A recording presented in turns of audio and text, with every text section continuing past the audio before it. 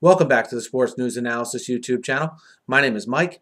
I'm continuing my Week 5 recaps and analysis. This video is for the game of the week thus far between the Denver Broncos and the Dallas Cowboys. It was a game the Broncos pulled out, a shootout by a score of 51-48. They won it on a last-second Matt Prater field goal, as time expired. And he had Romo throw for 506 yards and 5 touchdowns and 1 interception. You had Manning over 400 yards, 4 touchdowns, 1 interception. And, where this game really picked up was in the fourth quarter. At the end of the third quarter, though, 38-33, Broncos in the lead. You had Morris Claiborne pick off Peyton Manning for the first time this year.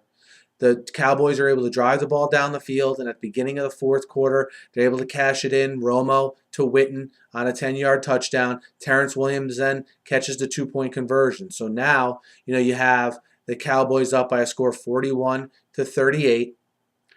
In the next possession, the Broncos are able to kick a 50-yard field goal by Matt Prater, which I thought was a key play in this game to make the score 41-41.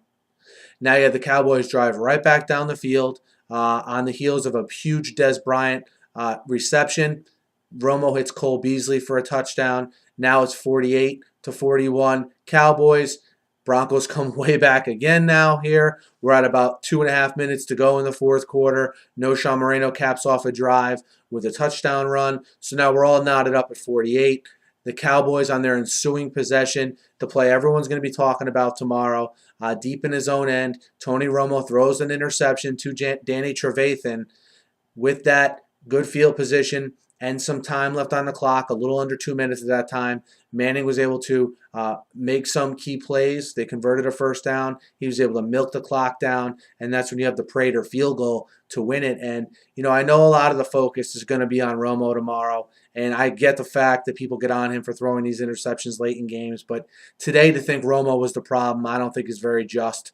I mean, he threw for over 500 yards. He threw 5 touchdowns. That was his only interception of the game. I mean, you do think his defense could have helped him out a little bit today. But look, Monty Kiffin's defense, yes, they're forcing turnovers. They forced 2 turnovers that led to 14 points today, both forced by Morris Claiborne.